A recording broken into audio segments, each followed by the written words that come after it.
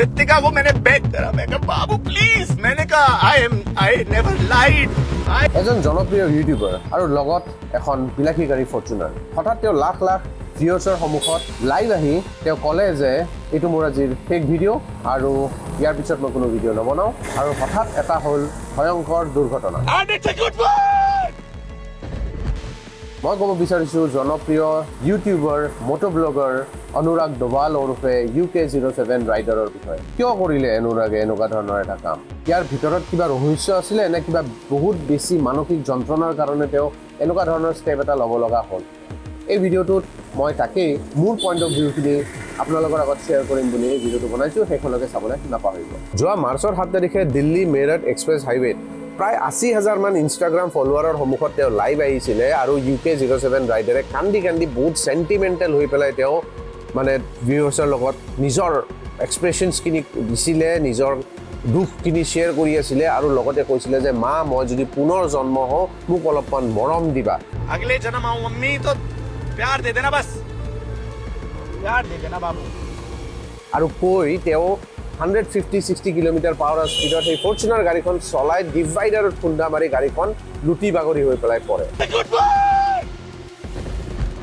তো ইমান ফেমাছ এজন ইউটিউবাৰ আৰু হঠাতে এনেকুৱা ধৰণৰ ষ্টেপ এটা লোৱাৰ আঁৰৰ কাহিনীটো হ'ল তেওঁক দিয়া ঘৰৰ পৰা মানসিক চাপ, মেণ্টেল প্ৰেছাৰ, যাৰ কাৰণে এনেকুৱা ধৰণৰ ষ্টেপ এটা লোৱাৰ কাৰণে সি বাধ্য হৈ গ'ল। আৰু তাৰ 1 নম্বৰ পইণ্টটো হ'ল যে ইণ্টাৰ কাষ্ট মেৰেজ, তাৰ মানে বেলেগ জাতিৰ ছোৱালীক বিয়া কৰোৱাটো তাৰ কাৰণে এটা ডাঙৰ ভুল হ'ল, আৰু যাৰ কাৰণে তাৰ ঘৰত মানে তাৰ ঘনীয়েকক একচেপ্ট কৰা নাছিলে। একচেপ্ট নকৰাৰ কাৰণে বিভিন্ন ধৰণৰ যিটো ফেমিলি ইছ্যু হয় ন, চবেই বুজি পায়, তো সেই ধৰণৰ এটা মানে ষ্টেজলৈকে গুচি গৈছিলে য'ত তাক বহুখিনি ক্ষেত্ৰত মেণ্টেলি তাক ডিষ্টাৰ্ব কৰাই দিছিলে। 2 নম্বৰ কথাটো হ'ল যে সম্পত্তিৰ বিবাদ, মানে প্ৰায় 2.5 কোটিমান টকা UK07 ৰাইডাৰে মাকৰ নামত কৰি দিছিলে, কিন্তু যেতিয়া তাক পইচাৰ দৰকাৰ হৈছিলে যে মোক পইচাটো লাগে অলপমান মোক সহায় কৰ, সেইখিনি সময়ত তাক কমপ্লিটলি ৰিজেক্ট কৰি দিলে, দিব নোৱাৰোঁ বুলি ক'লে। এইটো ভিতৰুৱা কিছুমান কথা, ইমান বেছিকেতো ময়ো ক'ব নোৱাৰোঁ কাৰণ মোৰো কিছুমান ৰেষ্ট্ৰিকশ্যনছ থাকে, কিন্তু এই সম্পত্তিৰ বিবাদ যিবিলাক পইচা ৰিলেটেড কিছুমান কথা, সিয়ে ইনকাম কৰিছিলে কিন্তু লাষ্টত তাকেই সহায় নকৰা হ'ল ঘৰৰ মানুহে। তো এনেকুৱা ধৰণৰ আৰু মানসিক প্ৰেছাৰ তাৰ গাত পৰি গৈছিলে, যিটোৰ কাৰণে এনেকুৱা ধৰণৰ ষ্টেপ এটা চাগে সি ল'বৰ কাৰণে বাধ্য হৈ। 3 নম্বৰ পইণ্টটো হ'ল যে তাক ঘৰৰ পৰা তেজপুত্ৰ কৰি দিছিলে। ইভেন ঘৰৰ মানুহে নিউজ পেপাৰত এডভাৰটাইজমেণ্ট দি পেলাই এইটো অফিচিয়েলি জনাই দিছিলে যে আজিৰ পৰা আমি অমিত ডোভালক তেজপুত্ৰ কৰিলোঁ। তো ভাবি চাওক যে নিজৰ মাক বাপেকে এজন ল'ৰাক তেজপুত্ৰ ঘোষণা কৰি নিউজ পেপাৰত এড দি পেলাই ক'লে যে আজিৰ পৰা ইয়াৰ লগত আৰু আমাৰ কোনো সম্পৰ্ক নাই, ই মোৰ ল'ৰা নহয়। মাক বাপেকৰ নিচিনা মানুহ। এতিয়া তাৰ ভায়েক যিটো হয়, তাৰ ভায়েকজন ৰেপাৰ হয়, তাৰো কিছুমান কণ্ট্ৰভাৰ্চিৰ মেছেজ সি এতিয়া তাৰ নিজৰ ইনষ্টাগ্ৰাম ফেচবুক পোষ্টত দি আছে বাৰু, সেইবিলাক কথা মই ক'বলৈ নাযাওঁ, সেইবিলাক বহুত দীঘলীয়া হৈ যাব। আৰু মেইন কথাটো হ'ল যে এই তেজপুত্ৰ কৰা 1 নম্বৰটো হ'ল ইণ্টাৰ কাষ্ট মেৰেজ সি কৰিছিলে, যিটো কাৰণে ঘৰৰ মানুহে কমপ্লিটলি এগেইনষ্টত হৈ গ'ল। 2 নম্বৰ পইণ্টটো হ'ল যে তাক সি নিজে ইনকাম কৰা পইচা, ইমান ফেমাছ এজন ইউটিউবাৰ যাৰ ইমান টকা আছে, নিজৰ মাকক পইচা দি দিছিলে যে যা 2.5 কোটি টকা তুমি তোমাৰ লগত ৰাখা, কিন্তু বিপদটো যেতিয়াই তেতিয়া যাৰ তাৰ মাজত আহি যাব পাৰে। তো যেতিয়া তাৰ বিপদ আহিছিলে যে মোক অলপমান টকা দিয়া, অলপমান মোক সহায় কৰা, 1 টকাও তাক দিয়া নাছিলে, তাক 1 টকাও দিয়া নাছিলে। থাৰ্ডলি তাক তেজপুত্ৰ কৰি দিলে যে নাই তোক আমি নিজৰ ল'ৰা হিচাপে নকৰোঁ। এতিয়া ভিতৰত ইমান কি ভিতৰত এক্সট্ৰিম পইণ্ট আছে, সেইবিলাকতো আৰু পুলিচ ইনভেষ্টিগেশ্যনত ওলাব, মইতো আৰু ইমানখিনি বস্তু ক'ব দিব নোৱাৰোঁ বা মই নাজানো। কিন্তু যিখিনি ধৰক এতিয়া ইণ্টাৰনেটতে হওক বা ছ'চিয়েল মিডিয়াত হওক যিখিনি আমি নিউজ পাই আছোঁ, তাৰ মাজত মই এইখিনি কথা ক'ব পাৰোঁ যে এই 3টা এটা মেইন কাৰণ হয়, আৰু তাৰ মাজত বহুত আছে।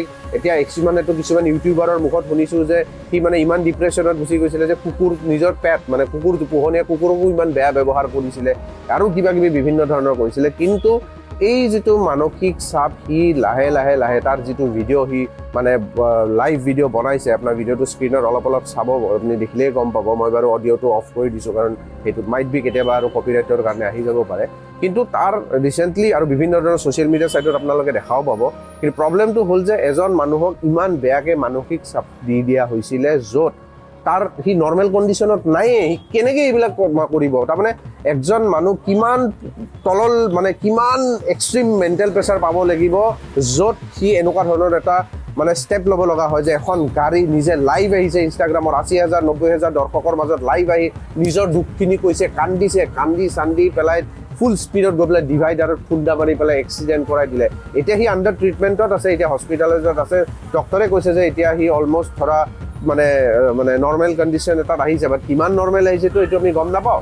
কিন্তু আপোনালোকে নিজে চাওক যে কিমান মেণ্টেল প্ৰেছাৰ সি পাব লাগিব, য'ত ইমান ফেমাছ এজন ইউটিউবাৰ UK07 ৰাইডাৰ আজি কি হ'ল, হঠাৎ গৈ পেলাই ছাডেনলি এক্সিডেণ্ট কৰি পেলাই নিজকে নিজে মাৰিবৰ কাৰণে সি ছুইচাইড এটেম্পৰ নিচিনাই অলমষ্ট সি কামটো কৰি দিব লগা হৈ গ'ল। এই ভিডিঅ'টো বনোৱাৰ মোৰ অৰ্থটো এইটোৱে হ'ল যে ভাবি চাওক, আমি কওঁ ন যে বোলে পইচা থাকিলে চব হৈ যায়, ফেমাছ হৈ গ'লে চব সুখ পাই যায়, ফেমাছ হৈ যোৱাৰ লগে লগে মানে দুখবিলাক নোহোৱা হৈ যায়, মেণ্টেল টেনশ্যন মেণ্টেল প্ৰেছাৰ একো নোহোৱা হৈ যায়, চব সুখত থাকিব পাৰি। কিন্তু একদম ভুল কথা, আৰু এই ভুল কথাটো প্ৰমাণ কৰি দিলে আমাৰ UK07 ৰাইডাৰে। আপুনি জীৱনত সুখী হৈ থাকিবৰ কাৰণে অকল পইচাৰ লগত দৌৰিলে নহ'ব, আপুনি চাৰিওফালে চাব লাগিব। আৰু আমাৰ এখন যিটো চ' কল ছ'চাইটি, আমাৰ চ' কল ছ'চাইটিখনে আমাক কেতিয়াও সুখত থাকিব নিদিয়ে। আৰু সেই সুখত থাকিব নিদিয়াৰ কাৰণে যিবিলাক মানুহ মানে এটা লেভেললৈকে সহ্য কেপাচিটি ন, এতিয়া ময়ো মোৰ নিজৰ এটা লিমিট আছে সহ্য কৰি থকাৰ, মানে যিকোনো বস্তুৰ যেতিয়া লিমিটটো ক্ৰছ কৰি যায়, হয় মই খঙত যি টি কৰি দিব পাৰোঁ বা মই যি ধৰণৰ এটা ষ্টেপ লৈ ল'ব পাৰোঁ। এনেকুৱা ধৰণৰ চিটুৱেশ্যনছবিলাক, আৰু তাকো ঘৰৰ মানুহ মাক দেউতাক আছে, আৰু আজিকালি ইণ্টাৰকাষ্ট মেৰেজ এইবিলাক কিবা কথা হ'ল নেকি? এতিয়া মোৰ পইণ্ট অফ ভিউত মই কৈছোঁ যে ভিউৱাৰ্ছ আপোনালোকে কি ভাবে মই নাজানো, কিন্তু এই ইনচিডেণ্টটোত মই এক্সাইটেড মই হৈ পেলাই কথা ক'বলৈ মই যোৱা নাই, বাট একচুৱেলি কি হৈ গ'ল আজি UK07 ৰাইডাৰৰ মাজত মই সেইটোহে কৈছোঁ। কিন্তু ইয়াৰ ভিতৰত কি কণ্ট্ৰভাৰ্চি আছে ভিতৰত ইমানখিনিতো ময়ো নাজানো, বাট মোৰ মানে এটাই খালি এতিয়া ক'ম যে UK07 ৰাইডাৰ অনুৰাগ ডাভাল, তুমি এতিয়া হস্পিটেলত আছা, আৰু মই আশা কৰিছোঁ অন্তৰৰ পৰা যে তুমি সোনকালে সুস্বাস্থ্য হৈ পেলাই গেট ৱেল চুন ব্ৰাদাৰ, সোনকালে আহা, আৰু এই ধৰণৰ যিবিলাক টেনশ্যনছ আছে এইবিলাক দূৰ কৰি যে আমি আছোঁ, উই আৰ মানে I am also' a very great friend of yours. So' আমি সদায় আছোঁ তোমাৰ লগত, আৰু আমি তোমাৰ ফেমিলি হয়, আমি তোমাক আমি সদায় কৰিম। আৰু মোৰ ফালৰ পৰা মই তোমাক এটাই উইচ কৰোঁ, যি হৈ গ'ল, সোনকালে ভাল পোৱা আৰু আহি পেলাই নিজৰ যিটো কণ্টিনিউ মটোভ্লগ জাৰ্ণি কৰি থাকা, আৰু কৰি মেলি মানুহক দেখাই দিয়ে যে নাই মই কি কৰিব পাৰোঁ আৰু মোৰ কৰাৰ কিমান কেপাচিটি আছে।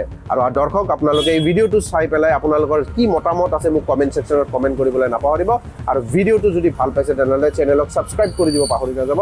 থেংক ইউ ছ' মাছ। পুনৰ লগ পাম এটা এনেকুৱা ভাল ভিডিঅ'ত। Bye bye.